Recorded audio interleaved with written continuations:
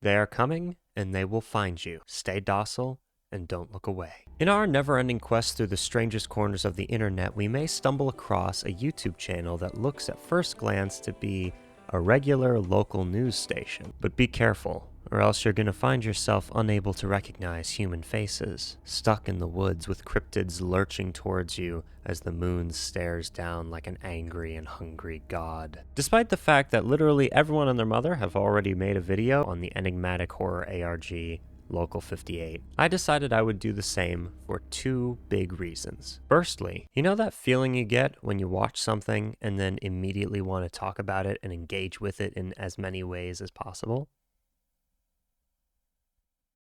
Secondly, there is a ton of new information that's been discovered in just the past couple of months. So whether you're a seasoned paranormal explorer already familiar with the original Local 58 videos, or whether you're completely new to this, welcome to a world of lo-fi terrors beyond what your mortal minds can comprehend. Local 58 is often heralded as the originator of online analog horror media. The first inspiration, the elder god, if you will. Analog horror is usually characterized by low-fidelity graphics, cryptic messages, and visual styles reminiscent of late 20th century television. This is done to match the setting, as analog horror works are often set between the 1960s and 1990s. It is called analog horror because of its aesthetic incorporation of elements related to analog electronics, such as television and VHS. And I got all that information practically word for word off of Wikipedia. Analog horror was likely influenced by found footage and experimental horror movies, such as Blair Witch Project and the original version of The Ring, or more recently stuff like Skinamarink. Before we get too far into Local 58,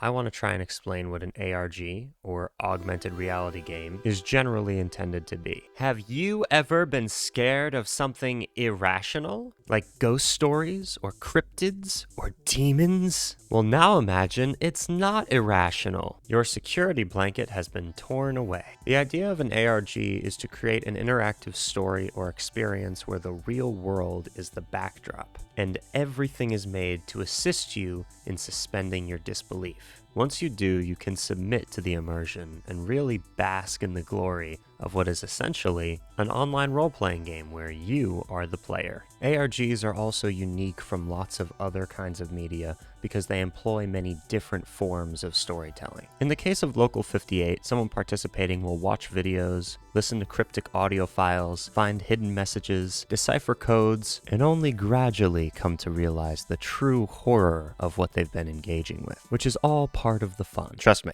I know it sounds bad, but I promise it's fun. As you search the internet, you will have practically nothing to fear though, because all the terror has been contained by today's sponsor. This video was sponsored by the cool people at Atlas VPN. I got a sponsor!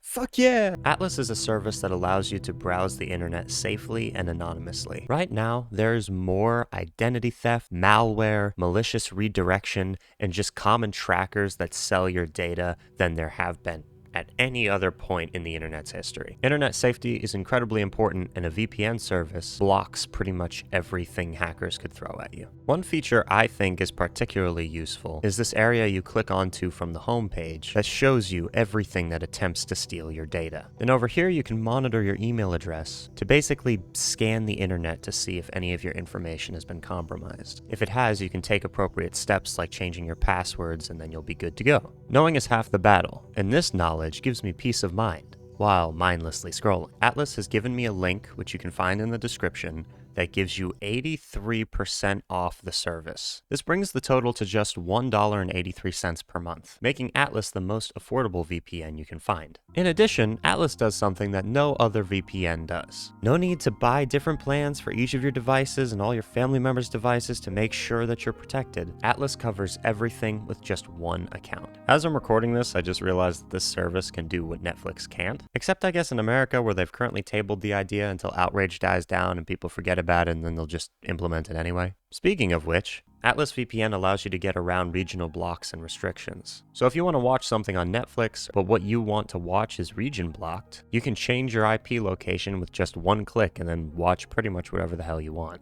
Now you can stop hackers, demons, ghosts, and stupid streaming services too, because Atlas VPN Premium is right now just $183 per month plus 3 months extra. You also get a 30-day money-back guarantee, just in case you like hackers. Protect your privacy by clicking on the link in the description and get the many benefits of Atlas VPN for this limited time ridiculously low price. Now take my hand and follow me where many other people have been before, only maybe I'll have something new to say.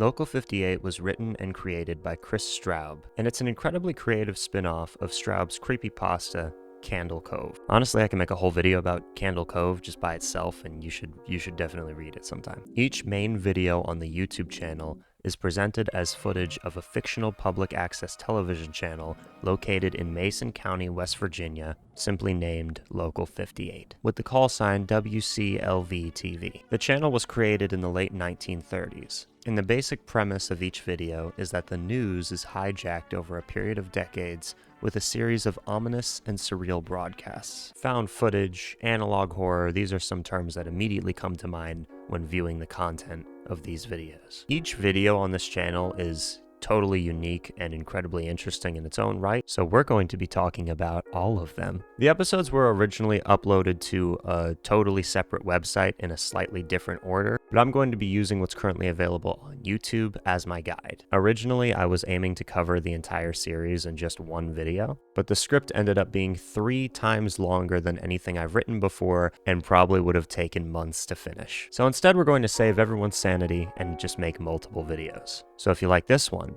you'll probably like the next one just as much. Let's get to the kills. I mean episodes, wrong channel. In a quarter mile, turn left onto Merritt Parkway. You are on the fastest available route.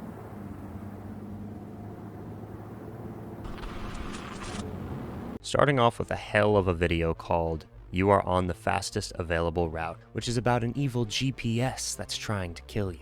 Just kidding. We open with a logo that will eventually sear itself permanently into your brain, the Local 58 trademark. The broadcast proceeds normally for all of 3 seconds, and then abruptly glitches out with fuzz and static, leaving behind what looks like a VHS tape recorded in a moving vehicle. You can see a timestamp that gives us an idea of the date this video was taken. In the interest of keeping some sort of accurate timetable, I have decided to write down the dates of each anomaly so we can get a sense of the order of events. I think the rain is nice, but the downpour in this video adds a certain atmosphere that makes me want to stare directly into the sun and let its rays give me skin cancer and blindness. The dash cam lets us hear the GPS as the car drives through the suburbs, then to a highway. At a certain point, there's a flash of lightning, and we can see that there are no other vehicles on the long, empty highway. To Quarry Utility Road South. You are on the fastest route. However, the GPS says there's traffic. The tape cuts in and out a few times, and before you can say hot Belgian waffles, we're driving around on a densely forested mountain road which appears to be unpaved. Now the GPS is really starting to be evil, as it tells the driver to follow do not enter signs, go down weird roads, and finally it tells the driver to park the car and turn off the headlights. After sitting in the dark for a few excruciating seconds, a loud, static buzz can be heard, almost like a distorted roar. The headlights suddenly click back on, and for a split second, we can clearly see a tall, strange figure staring menacingly at us from the woods.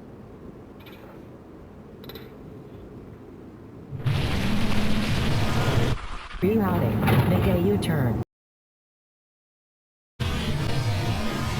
The thing itself is scary, but the real terror comes from the aftermath. The car starts trying to speed away, but unfortunately has a lot of trouble on the uneven ground. As the unseen driver struggles, the GPS is calmly repeating that they need to make a U-turn. We hear the creature's screaming get louder and louder, and as it does, the GPS starts to count down the number of feet between us and our destination. The creature is the destination. This is already one of the most effective horror short films I've seen on YouTube, and we are only just at the beginning. We only see the creature for a couple of frames, but he looks really, really tall. Can't relate. The feed abruptly stops, cuts out, and then cuts back in. We see a cracked window shield, and the car seems to be sideways with fire coming out of the hood. The GPS can be heard distortedly choking on the words, "You have reached your destination." You have arrived. Presumably, our friend is gone forever now. Personally, If that were me, I would have just not listened to the GPS. Seriously, can you imagine just driving down the road and your guidance system was like, hey, let's go off into the middle of nowhere. Make sure you follow the do not enter signs and then turn off all your headlights, lol. Just wouldn't do it. Fuck that. Couldn't be me. But as it turns out, this kind of stupidity is part of the theme here, and I'll get more into that aspect later. No, Michael, there's a lake! The machine knows! Stop yelling at me! No, it's stop yelling! There's no road here! There are a few different theories as to exactly what's going on in this video, but my favorite is the idea that the creature somehow infiltrated or hijacked the GPS around the point where the lightning strikes, and the GPS says it's rerouting due to traffic, despite there being literally no one else on the road. The monster uses the GPS like an angler to lure our unsuspecting victim into its clutches. Some other information we can glean about the monster is the apparent speed at which it can travel, as depicted by how it goes from being 250 feet away from us to just 50 feet away from us in less than like 1 second. The creature would have had to be moving faster than 70 miles per hour to have caught up to the car so fast. You have reached your destination indeed. You've fallen asleep early on the couch in front of your television, but you wake up at 3 in the morning, right as the station is signing off their broadcast day. You hear the faint sound of the Star-Spangled Banner, and the TV fades to color bars. You groggily rub your eyes, then jolt awake to notice writing has appeared on the screen, telling you that the American government has mandated something terrible. Contingency tells the story of a contingency plan that gets prematurely released to the American public. We see a logo that reads Department for the Preservation of American Dignity right before the PSA begins. And I believe that's intended to be a primer that appeals to patriotism and possibly a misguided sense of honor and loyalty, which sets the tone for the rest of this message. Also, I think the acronym DPAD is hilarious. Next, we see a news screen which tells us that this message is only to be viewed in the event that America is completely overwhelmed and overtaken by its enemies. Directly beneath, we can read the seemingly random words 12 Omaha solemn certainty. Secret plans during wartime had code phrases or names connected to them, words that could identify a spy that had learned English as a second language. The pronunciation of Omaha, for example, is not immediately obvious to someone who hasn't grown up saying the word. The creator of the show said he tried to pick words that would help Americans weed out foreign agents. The assumption is that if the code phrase was given correctly,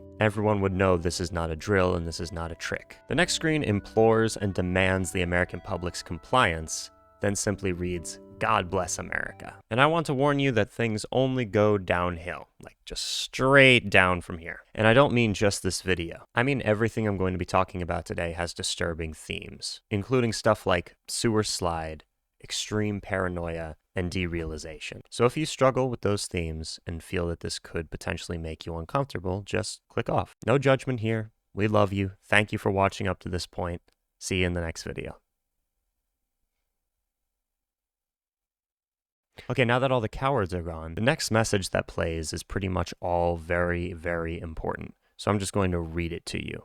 It's a little bit long, but bear with me. The worst has come to pass. Despite the sacrifices of our citizens and the might of our armed forces, the United States has been forced to surrender to her enemy. Though they may occupy our borders, our streets, and our homes, the enemy will never occupy our spirit. And that is why all Americans are now called upon to act, to preserve the memory of the United States, clear and bright, untarnished and uncompromised. Know that I have already taken action in the company of family and loved ones. Now all Americans, every man, woman, and child, are called upon to act before the moment passes us by. Let our united resolve echo throughout history. Even in defeat, we refuse to yield. And even in defeat, we claim victory. Lyndon B. Johnson, President of the United States. This gives us a clue as to exactly when the contingency plan was created, as Johnson was president from 1963 to 1969. But this specific leak could have occurred pretty much any time after that. I'm mainly recording the dates of the anomalies though, so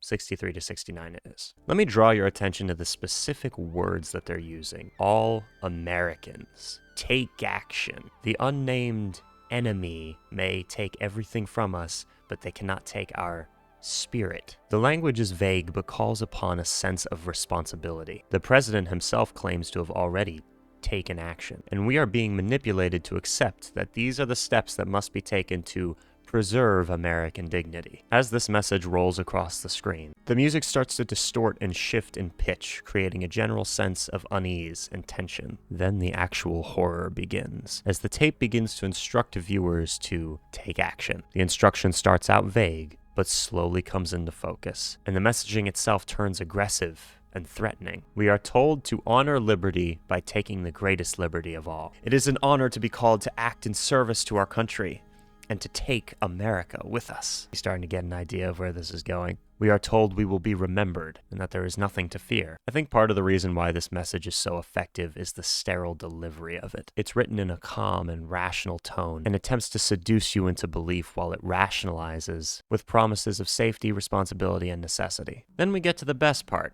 when we are told to get a loaded weapon and deep throat it. Paint the ceiling red, if you will. Join your neighbors, your family, your God. The D-pad urges viewers to commit mass suicide to prevent the enemy force from capturing them. After informing us that local law enforcement is going to ensure our compliance, and that it is against the law to delay, implying that anyone who resists the order to commit suicide will be executed, the broadcast then makes the most chilling statement of all. It will repeat until there are none left to read it. It also suggests, if time allows, to get into the victory position, a ritualistic posture where you lie flat on your back with your feet together on your front lawn, facing the heavens before ending things. There are a few strange explanations for this victory position, but the one I find most interesting is the idea that it's intended to help someone or something clean up the mess afterwards. You'd think this would be it, right? How much worse could this possibly get? We are then told to tend to our children and pets before tending to ourselves, and to use a calm, reassuring tone of voice while doing so. Everyone can do their part,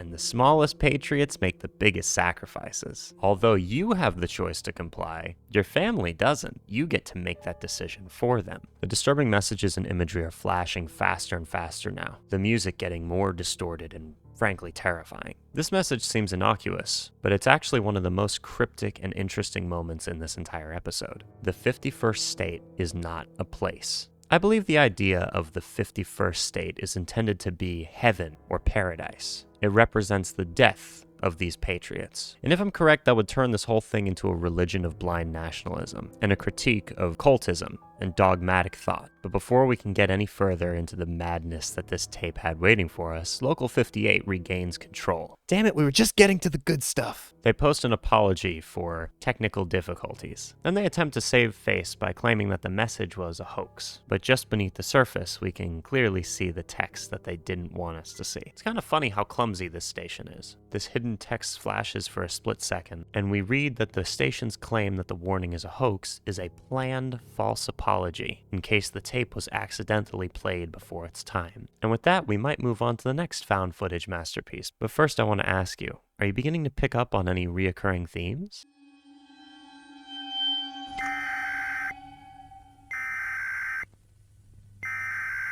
Have you ever stopped and thought to yourself, I really wish I was irrationally afraid of the moon. well, now I'm irrationally afraid of the moon. We are the Moonanites, and our culture is advanced beyond anything you can comprehend with 100% of your brain.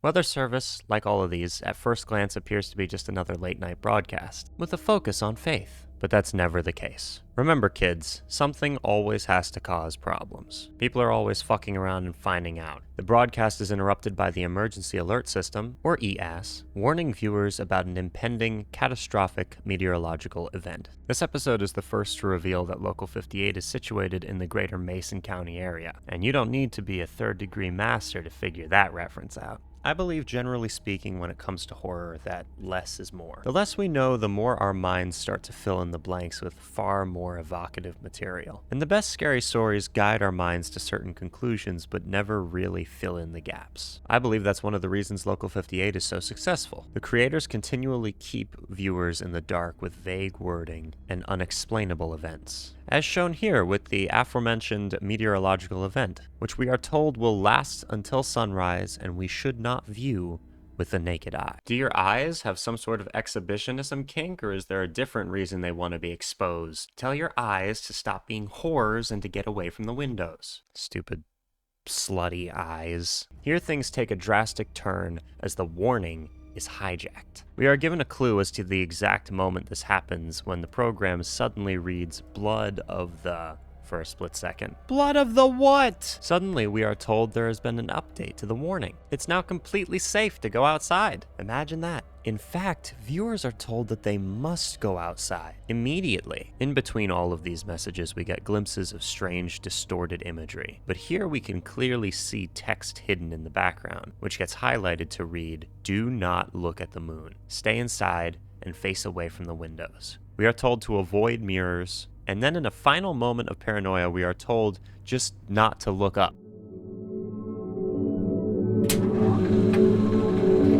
Or like Lot's wife, we too shall be reduced to a salty pillar of regret. We are watching as whoever or whatever attacked and edited the signal fights back and forth with some unnamed operator, doing everything they can to get the warning to us. The screen goes dark to hide the text, then the text is highlighted to reveal it. The amount of desperation that oozes from this wordless battle is very, very impressive to me. Also, I forgot to mention this earlier, but the emergency alert tone goes off multiple times in this video, and it flares up anxiety in me every single time. Another example of great horror writing. Utilizing pre-existing triggers for fear and anxiety can make your life a whole lot easier. Suddenly, the screen simplifies to nothing but plain white text on a black background as we learn some horrible secrets. It's in the light.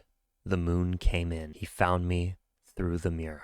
So this idea of a mirror or reflection is furthering along the whole moon is evil idea because, you know, the moon reflects the sun. Mirrors help the light travel into unnamed places and shine the dread beams into the comforting darkness. The message continues. Moonlight, white like eyes, not light, but blood. I drown in him. This part is fucking terrifying. Imagine realizing that light itself is some sort of uncaring cosmic being's life force. The light is not light, it's blood. Where the light touches, we drown and suffocate in the thickness of the blood. This poor person that supposedly is trying to save us is doomed. I say supposedly because this final part makes me wonder if maybe the entity is tricking us by pretending to be a person who is helping. The chilling ending lines are, "If you are afraid, we can look together." It then rapidly cuts to what appears to be live footage of the dread moon hanging low over the earth like some hideous unblinking eye, and we can hear intense yet far off screaming in the distance as the video ends.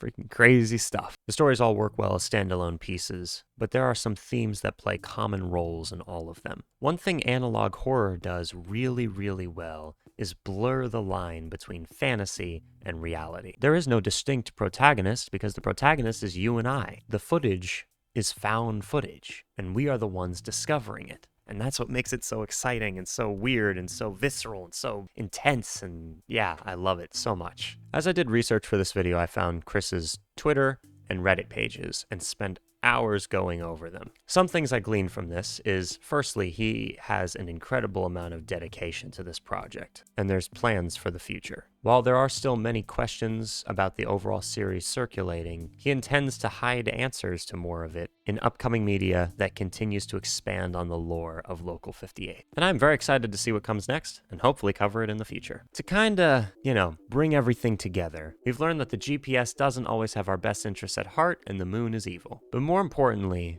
there's this theme of gradual mistrust and paranoia that permeates this series. We are spoon-fed misleading or manipulative information as unexamined evil intent guides the hands of those writing these messages. This idea by itself is the scariest part of Local 58. Aside from unseen monsters, most people trust the reality that is explained to them. But if the very fabric of human existence is nothing but somewhat guided perception, there can be no level of trust between you and anyone or anything else. The horror comes into effect as the viewer slowly realizes they cannot trust the station. You cannot trust the safety warnings. At very best, the evils shown are mistakes and the results of incredible incompetence that leads to mass death, mass misinformation, mass paranoia, and at worst, this is all done intentionally. We are forced to examine blind faith and dogmatic thought from all angles. And that to me is the brilliance of the series. But we've only just begun. Each like on this video equals one cryptid finding a home in one of my subscribers' yards, so be careful what you like. You see what happens when you subscribe to my channel? You get curses and a bunch of cool weirdos to hang out with. If this video gets to 3,000 likes, I'll make a part 2. I'm going to make a part 2 anyway, but let's still try to get the video to 3,000 likes. Thank you so much for all of your support. The amount of growth that this channel has seen recently is freaking crazy. I love you all. Thank you. Be sure to tune in next week when I will be making physical VHS tapes of all of these videos and going back in time to hide them in a bunch of libraries and video stores. And also to play 100 gex and death grips for Victorian children. See you later. One word from you and I would jump off of this ledge I'm on, baby. Tell me don't so I can